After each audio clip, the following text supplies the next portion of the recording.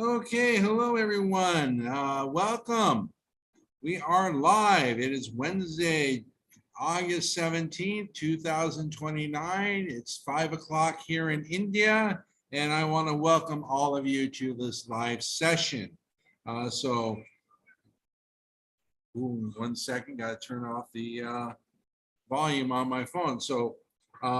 Those who have joined me, please say hello so I know who you are. It's certainly nice to see you all. Today, I want to talk about the IELTS essay. It's kind of an extension of what I talked about last week. Now, last week, I talked about what you shouldn't do in terms of the IELTS essay, such as you should write in paragraphs. You should not lump all your paragraphs together. You should write in third person. You should write and a lot of different things. I think I talked about 10 different areas that you shouldn't do, and some of that is kind of in today's an extension of part of that. For instance, I talked about certain phrases that you shouldn't use. So if you haven't seen that, watch that. It's here on YouTube. If you have, feel free to watch it again.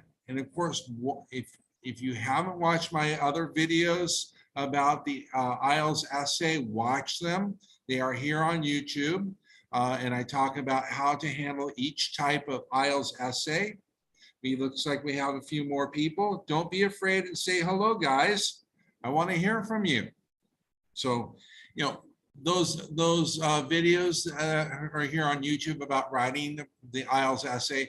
I talk about how to write each type of IELTS essay. Then I have videos, a video on how to write on how to write the introduction, the body paragraphs, and the conclusion. Then I have a video on how to write, how to plan your essay, which is very important.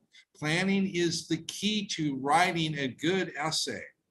Then I have a video on how to understand the essay prompt, and that's very important as well. But today we're going to talk about phrases to avoid. Now, this is not a specific list of phrases. I mean, this is not a complete list, but this is some of the most common phrases that I've encountered, other IELTS instructors have encountered in student essays. And I really encourage you guys to go and research what you shouldn't write in terms of the IELTS essay, okay? Because there's a lot more phrases that that are not covered here, and I don't have the time to cover each one. But I covered a lot that are primarily the most common phrases. So again, those who have just joined, say hello. I want to know who is joining me, and I will have a question and answer period at the end, and I ask that you keep your questions about IELTS writing, specifically the essay. And I would be very happy to answer your questions. So let's begin. So phrases to avoid and what to say instead. And I do have some examples for you. Okay, so now certain phrases that should be avoided because they are the following. First, they're part of informal speech. Remember that the essay is formal. It has to be formal tone. Some phrases are informal and should never be used. Okay.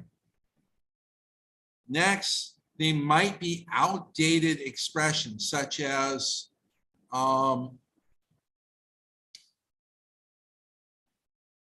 essence of the matter. That's kind of I don't know, that came to my head, but that might be outdated.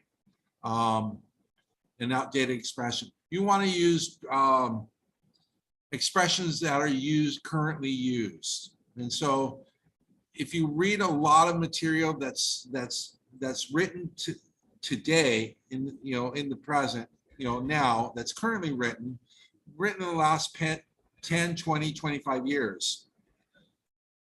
There's a lot of the expressions are going to be the same as compared to, say, 50 years ago, 100 years ago. You don't want to be using expressions that are used 100 years ago. You want to use expressions that are current. So, and I encourage you to read a lot to really understand what what to write. And by reading, you get to study how a writer works, how a writer creates his essay, his work. Hello, Princey Joy, nice to see you. Those of you, we got a lot of people today, so those who just joined us, do say hello. I want to hear from you.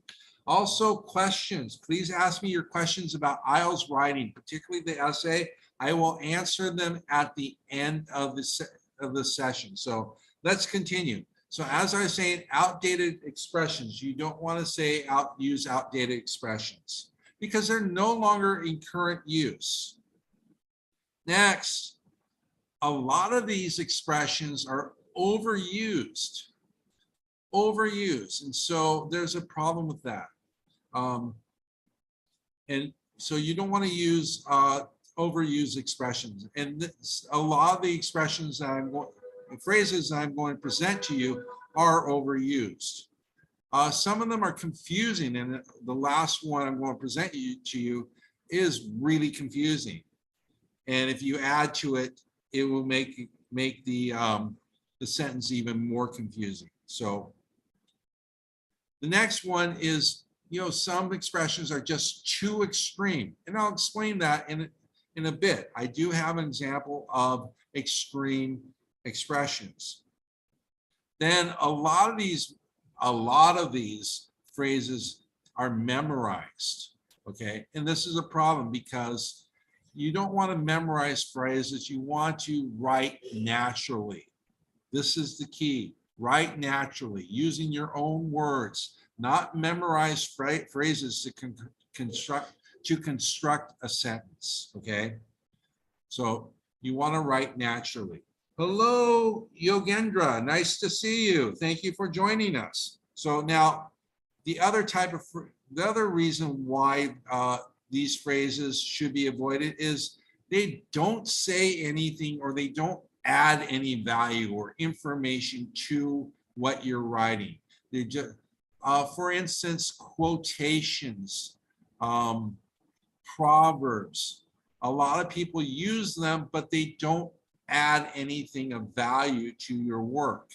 And so or it could be a cliche such as health is wealth. It doesn't mean anything. Okay, and I have an example of that. Okay, now finally, the number one reason for avoiding these statements is they're not part of natural speech in terms of writing. This means that, why? Native speakers do not use them in writing.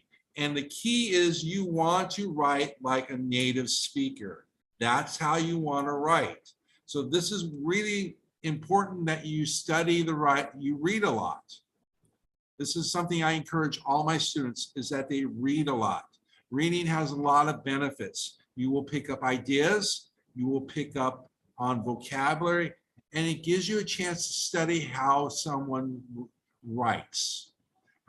So you get an idea, you get to learn more about grammar, you get to learn about how someone constructs their ideas and puts them together. And so I really encourage you guys to do reading. Okay, hello, Sony, and all the best on your IELTS exam. All the best on your IELTS exam. Sony says his or her exam is on the 20th, so that's in just a couple days, 3 days. So all the best to you, Sony. All right, so let's continue. Again, these phrases are not part of natural speech. Write naturally. Make yourself sound like a native speaker. Study the way native speakers write, okay? And you do that by reading. Now, let's move on. Now, here are 9 phrases that you should never use. Now, some of these phrases, I give some some of these phrases, I also give similar phrases. And we're going to look at each phrase one by one. So, but to begin, we have, this essay will discuss both sides and give an opinion, okay? That's our first one we don't want to use. Our second one is this: with the development of modern science and technology. Again, avoid that one. In this modern era, since the dawn of time. Number 4, this is a highly controversial issue. Number 5, the crux of the discussion is. Number 6, it can broaden one's horizons. Number 7, there are good grounds to argue in favor of, it cannot be denied that, okay? So those are 2 phrases that are very similar. Okay, retry. It looks like, okay. So I got an error message here. Can anyone hear me? Am I live right now? Looks like I'm stuck. No.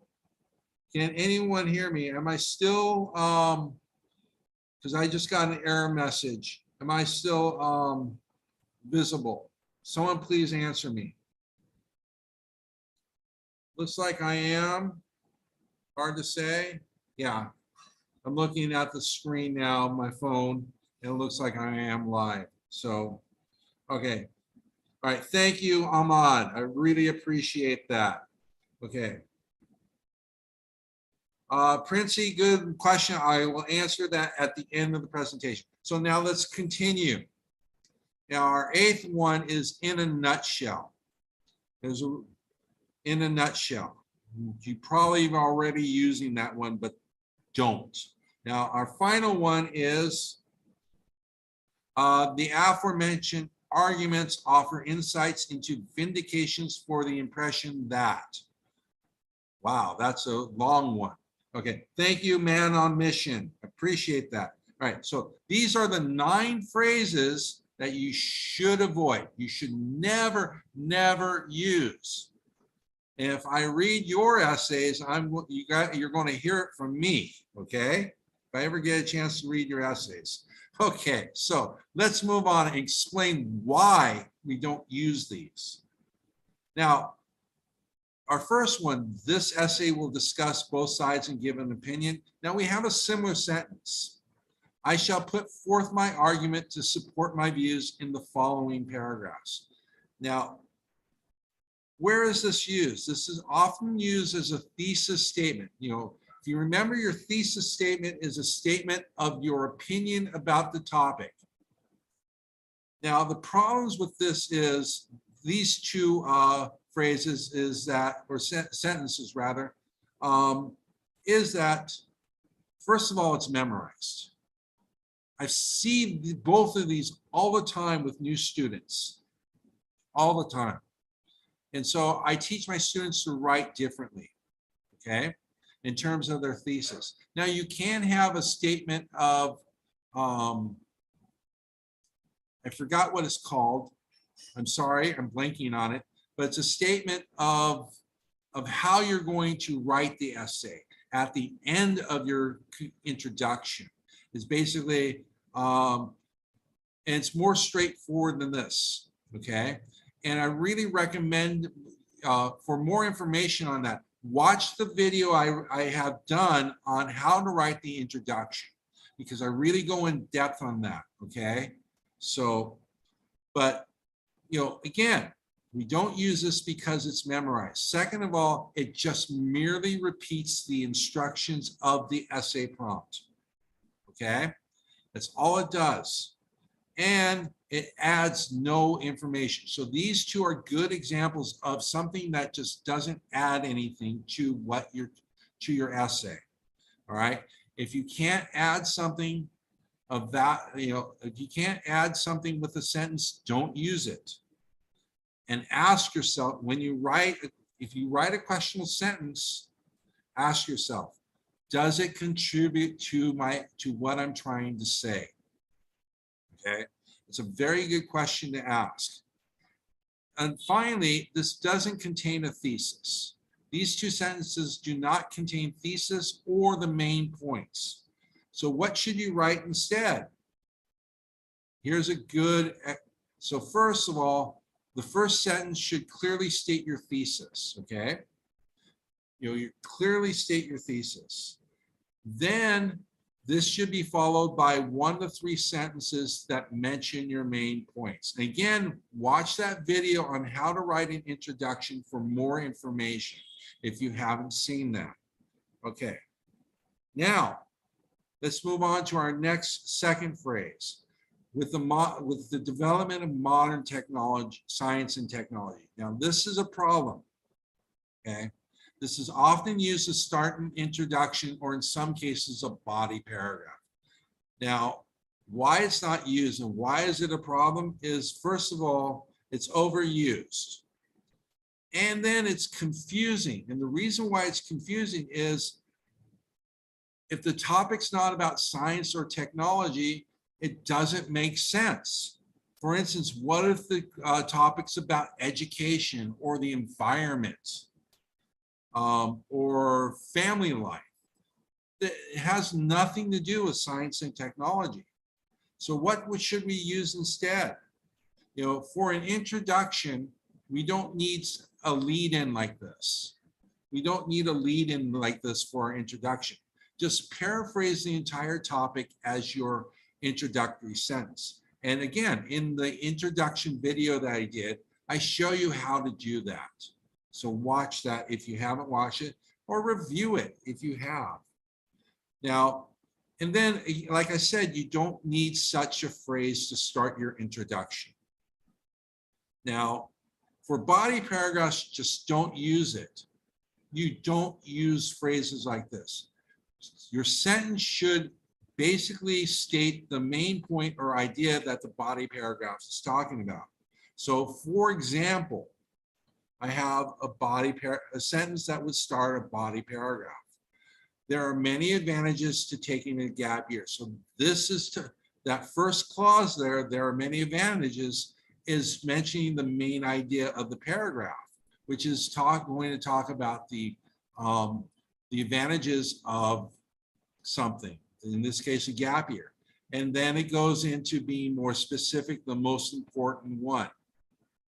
Okay, so that's how you want to start a body paragraph. You don't start a body paragraph with a lead in, a linker like this, okay? It just doesn't make sense to do that either. So now our third one, in the modern era since the dawn of time, you know, we have some similar phrases. Nowadays, in this modern epoch, now this is completely wrong because an epoch represents a long span of times, millions of years. So we usually use epoch when we're talking about times during the past, during the Earth's development. We use that time. And that refers to, I believe, millions of years. So in this modern epoch really doesn't make sense at all to use. Also during the modern age, okay? And these are often used in introductions as well, just like our previous one. We don't need to use this. And the problems here are, you know, again, they're overused. They don't really make sense. And then they're not relevant. They're just not relevant because most topics, pretty much 99% of all topics of the essay are current events, So there is no reason for you to use these phrases at all. Another reason, nowadays, another reason that you don't want to use nowadays, it's informal. It's just too informal, okay? And we don't use informal language, words that have informal tones in academic writing. So what can we use instead? This. We want, again, just paraphrase the top information in the topic. Okay, you want to take the entire topic and paraphrase it. This means that you write it in your own words. Okay. Now, let's move on. We'll talk about our next one. This is a highly controversial issue. Again, I see this a lot in essays. Other similar phrases are, this is a hot topic. Now, we don't want to use this because it's informal, okay? But another one is, this is a highly debated topic or issue.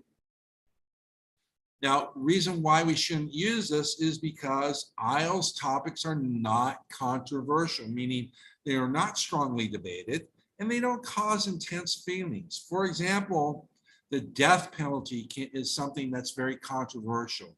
There's people who think, who are really strongly in support of it and think that people who commit violent crimes should be given the death penalty. And, and there's people who say, no, it shouldn't be, okay? And then playing video games, and I've seen topics about playing video games, and video games are just not a controversial topic, okay? So what can we use instead? This is a good one. First of all, we want to avoid inflammatory language. This is language that basically increases the intensity of something. So such as saying highly debatable, very controversial. This is a hot issue. Those type of phrases and words and such we want to avoid. Hello, someone just 𝐂𝐲𝐶𝐓, I hope I pronounced that correctly. Nice to see you joining us. Okay, so, but moving on, you don't want to use, you want to avoid inflammatory language, okay? So what can we use instead? So for instance, when we say betting on sporting events has become very controversial, that's something to avoid. But we could say instead, for many people, sports gambling has become a source of concern for several reasons. That's not inflammatory at all. It's just takes a matter-of-fact tone. Oh, not matter-of-fact, but matter-of-fact tone.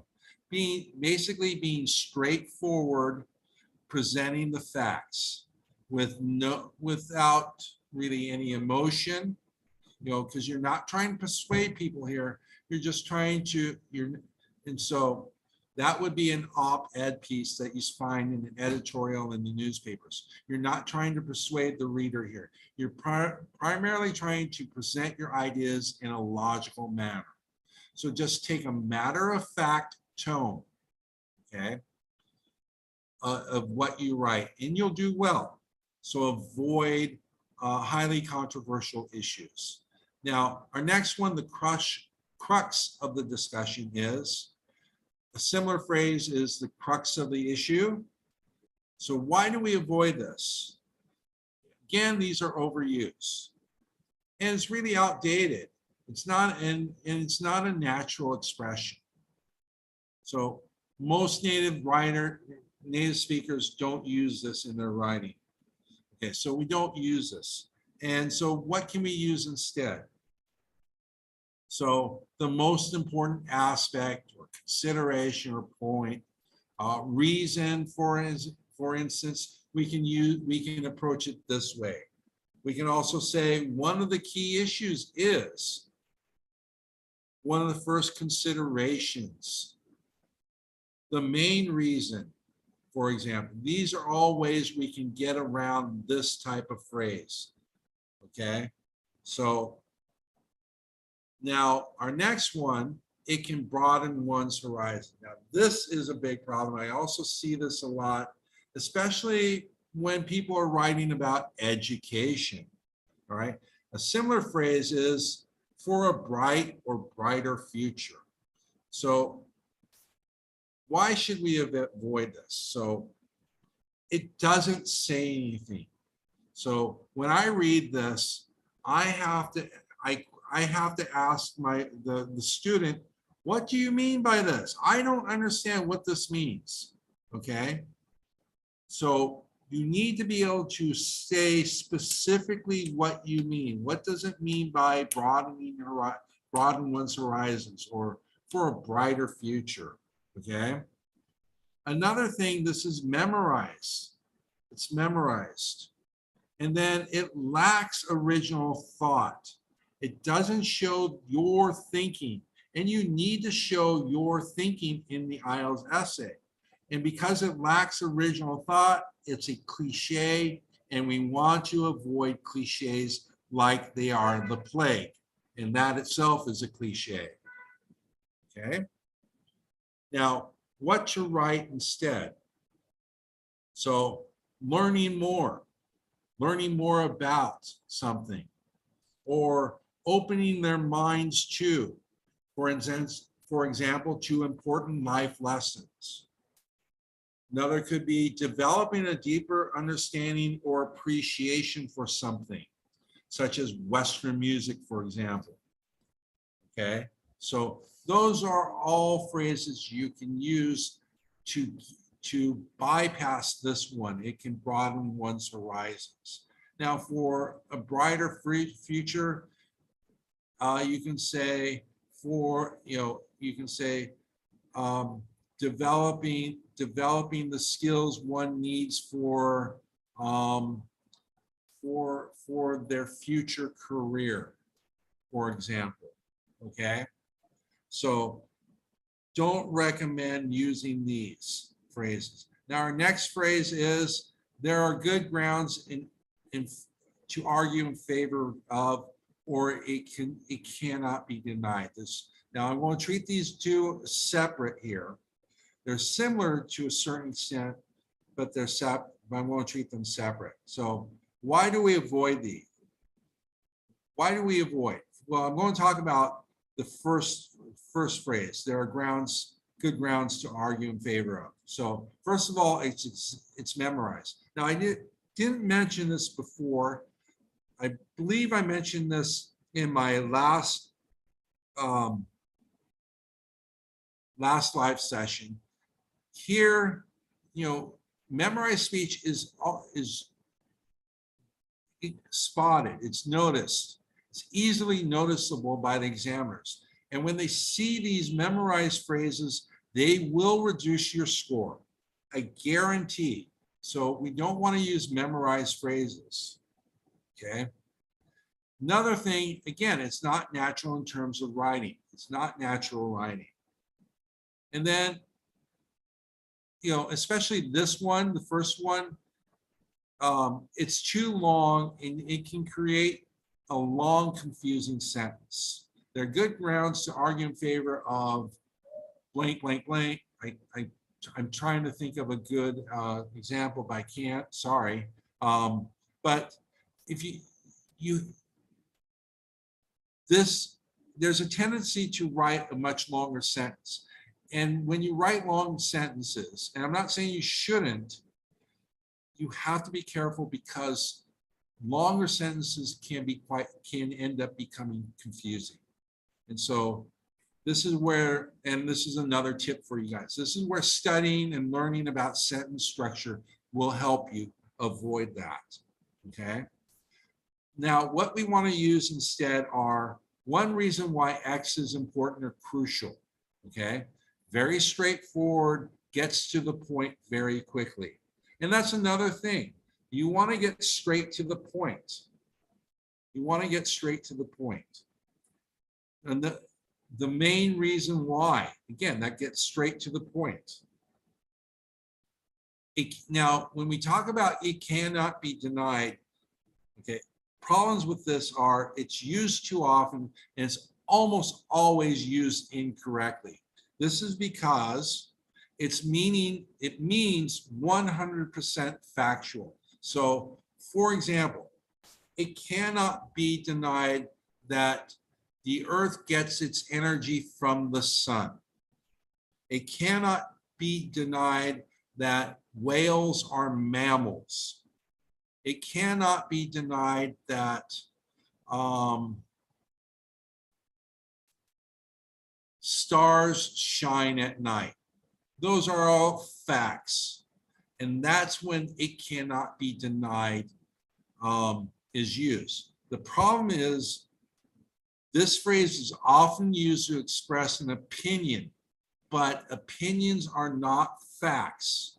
Keep this in mind. Opinions are not facts. So what can we use instead? Again, this is something you want to use. So there's nothing you should use instead. I don't recommend that you use this at all because chances are you're going to use this incorrectly. Okay, so don't use the phrase, it cannot be denied. Now, for thesis statements, and again, it cannot be denied, as I said, is often used to express an opinion, especially in a thesis statement. For thesis statements, just write a direct statement. For instance, what I have here, when it comes to solving environmental problems, international cooperation is the main requirement. Very straightforward. It gets to the point. It's not confusing, okay? It's not even long. It's not very long either, all right? So that's what I recommend. When you write, you should always look to getting straight to the point. Now, our next one is in a nutshell. This is, and I'm going to have other phrases here that are similar to in a nutshell. Now, in a nutshell is used as a linker for the conclusion. Okay. Now, why do we not use it? Now, the reason why we don't use is it's because it's informal and we really only use it for speaking, not for writing. You might use it in your letter, in an informal letter. If you're doing IELTS general for task 1, where you have to write a letter, you might use it depending on the type of letter. You might use it if you're writing a letter to a friend or family member, and it's an informal letter. Okay, so you don't want to use in a nutshell in your essay. Now, similar phrases and why we don't use them are these. In the end, again, this is informal. You know, we generally use this in our speaking. We also use, I've seen finally used as a linker in the conclusion. We don't want to use this because this should be used to signal the last main point. Basically, your final body paragraph, the last body paragraph. That should be used. That's the only time it should be used. And you don't have to use it in your final body paragraph, but that's where it should go if you do use it. Okay. Another one is in general. In general, you don't want to use it because it does not indicate a conclusion. It doesn't. So you want to avoid. You want to avoid that. You want to use something that does indicate a conclusion. And so what do we use instead? In conclusion, perfect choice, best possible choice to use. There's one other. To conclude, this is the best possible choice. Now, these are the two best possible choices to use. Okay. Now, we could also use to sum up. Sum up can be used, but it's not the best. The first two, in conclusion and to conclude, are the best. This one's kind of borderline formal, borderline informal. It's kind of right there in the middle. You know, so it can be used, but it really seems to be too informal. In my way of thinking, I think it's too informal. It's more informal than formal. So I wouldn't use it, okay? Now we can also use to summarize. And to summarize would be a better choice than to sum up. To summarize is maybe not as formal as our first two, but it's more formal to sum up than to sum up. So that's what I would use. Now, our final one, okay? Now this is a long one, okay? And this is something where it can lead to confusion because it's so long, okay? And it's often used in the conclusion. So again, why should it be avoided? Again, it's too wordy, meaning when you say, when you hear the word wordy, it means something's has too many words that is necessary. Okay, so it's too wordy and confusing. And if you notice, this goes in the middle of a sentence. So this is going to make a really long sentence that's going to end up becoming confusing. Another problem with this is it doesn't mention main points. Okay, so, and then, as I said, it can lead to a sentence that's just way too long and too confusing, okay? So what do we write instead? So we want to basically write a sentence that restates the main points. So for example, here, and here I have what's in italics are the main points, and it's very straightforward sentence, and it mentions the same points. The first part, when it comes to solving traffic woes is the topic of the essay. Solving traffic woes, that's the topic. Then it goes on to mention the main points. The priority should rest on improving those 3 points. So, and there you have it. That's how you can, that's how you can handle this and not have to resort to this type of phrase, okay? And again, it's very straightforward. It goes straight to the point. Okay, so now let's review. Now we want to avoid using phrases that are part of informal speech, that are outdated expressions, that are overused, that are confusing, that are too extreme, memorized, they don't say anything or add value. Now what you should do is write naturally.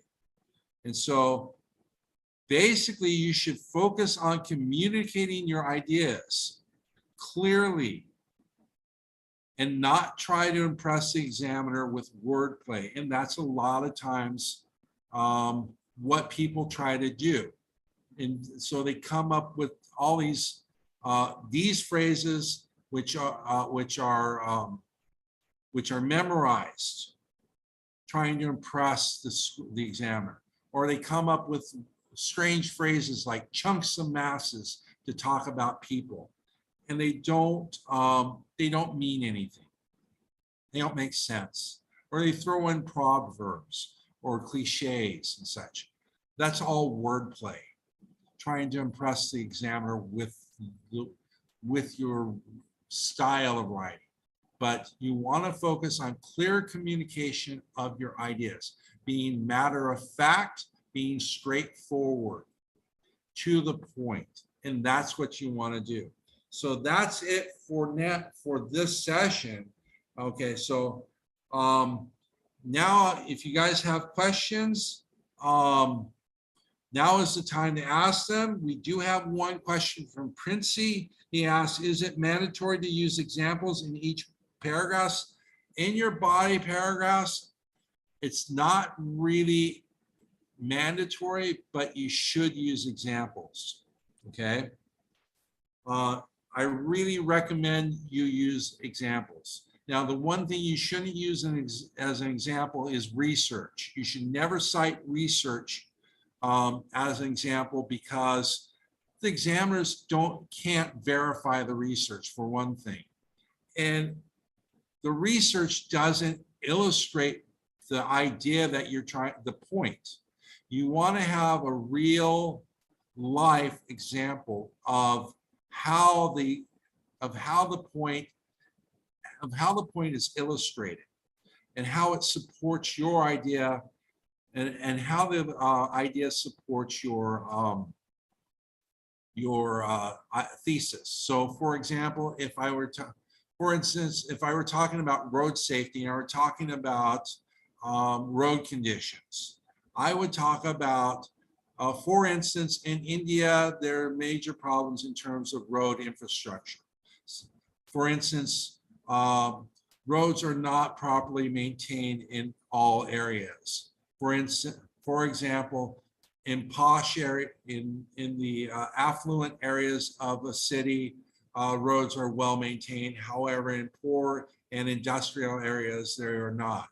This leads to traffic snarl, traffic jams, as well as frequent accidents, something like that. So you need to use a real life example to illustrate your point. And so that's what it, it may not, an example may not be required for each point, but I really recommend, it depends on the essay too. If you are talking about the advantages and disadvantages, you may not need an example for every advantage, every disadvantage, but maybe one to show all the advantages and disadvantages, okay? So you wouldn't need, you wouldn't need a single example for each advantage that you're talking about or each disadvantage. You can use one example to illustrate all the advantages, one example to illustrate all the disadvantages, okay? So we got another question. This is from Man on Moon. Sir, what would you suggest for body paragraphs? Should I write 2 body paragraphs or 3 for us? Now, 2 is the minimum. That's a good question. 2 is the minimum, and you have to write a minimum of 250 words, okay? However, I always recommend to write 3 body paragraphs, okay? And so like for an essay where you're just talking about your opinions, the question would be, state your opinion, to what extent do you agree? Do you agree? That one. I just recommend you have 3 points to discuss, 3 body paragraphs. For advantages, disadvantages, that one I recommend 3 body paragraphs. Okay, and that one you have to support, you also have to give a thesis. The thesis here is which outweighs the other, advantages or disadvantages. So you have 1 paragraph that discusses the advantages, 1 paragraph that discusses the disadvantages, and 1 paragraph that discusses why you think, let's say, the advantages outweigh the disadvantages, okay? For where you have to discuss 2 viewpoints, you really have to, in that one, you have to decide which view you agree with, okay? So in this case, one body paragraph to discuss the first view, 2nd body paragraph, the 2nd view, and the 3rd body paragraph, your reason why you think one view is better, why you agree with one particular view, okay? Same thing with problems and solutions. So hopefully that answers your question. And then 𝐂𝐀, how to start a paragraph and end that which will lead to a good impression to examine. Okay, so for you, 𝐂𝐀, I am going to recommend that you watch the video that I did about 3 months ago. It's here on YouTube. You watch it. It's how to write a body paragraph. And I show you exactly how to write a body paragraph. And there's 2 types of body paragraphs. There's a single idea body paragraph, and then there's a multiple idea body paragraph. So an example of a multiple idea body paragraph is one where you're talking about advantages or you're talking about solutions, okay? So that's what I recommend. I don't have time to really discuss that with you because that really takes time, but I really recommend that you watch that video 𝐂𝐲𝐶𝐂𝐲. I hope I'm pronouncing your name correctly. Forgive me if I don't. And I really recommend you guys watch that video as well. How to write a body paragraph, and watch the other videos as well that I have produced. And also watch the speaking videos I've done here as well. And it doesn't look like we have any more questions. And you're very welcome. This is from Man on Mission. You're most welcome. That's what I'm here for. I'm here for you guys. So, you know, for more information, for more tips on writing, watch my videos here on YouTube. We have videos on Instagram and Facebook. Follow us there. For speaking, watch my videos there on Instagram, you know, here on Facebook as well. I mean, here on YouTube, but also on Facebook and Instagram. We have other videos as well, reading, both on reading and listening. I haven't done really anything on reading and listening, but our other tutors have. And I really recommend that you watch all of our content. Subscribe to my IELTS Tutor, both on YouTube, Facebook, and Instagram. I do Instagram Reels for a week, and so you can follow me there. Okay, you can follow us there, and so we're committed to you helping as many people as we can to achieving high scores in IELTS. So make sure that you do follow us here on YouTube, on Facebook, and Instagram. And now I want to talk about really quickly about our services. Now, my IELTS Tutor really is set apart above and beyond a brick and mortar institute. It's premium online training. And these are the things that you get. And the reason why it's premium online training is, first of all, we have small group sessions. You know, in a brick and mortar institute, you have as many as 20 or 30 students. Here you get me as most as 5 students in a session. And then we also have one-to-one sessions, such as speaking. Okay, so you have more attention. And this means that because you get more attention as the instructor, as the tutor is able to identify your weaknesses and your strengths much more quickly. And from that, which is another special thing, is we offer a customized study plan that is customized, developed for you, for each individual student, okay? So that's what sets us apart. And here are the primary tutors of my MIT, myself, Nana Chabra, Ms. Amita. Together we have over 30 years of, around 30 years of teaching IELTS students. And we've literally helped thousands of students achieve their goals in IELTS. I myself have helped hundreds of students. I also teach spoken English, TOEFL, and interview preparation. So we are experts in our field. I'm also IDP certified, as well as the other trainers. So we are also very experienced, very knowledgeable, and we're certified. I have also written IELTS tests, every aspect of IELTS tests. So I know the test inside and out. So I know all the strategies and what to look for in each test, you know, in each question. And so here are some of our recent scores. And the base score we shoot for all of our students is 8 bands. And we do everything we can to help you achieve that score. So this means we're committed.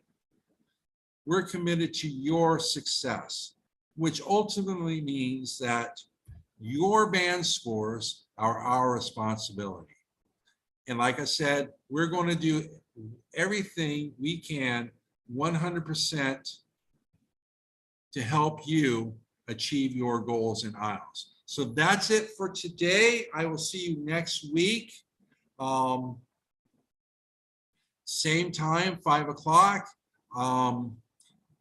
where I'm going to talk about IELTS writing. And I think I'm going to talk about IELTS general writing. I haven't decided, but it will be announced. So thank you for being here. I really appreciate you guys joining me, and I'll see you guys next time.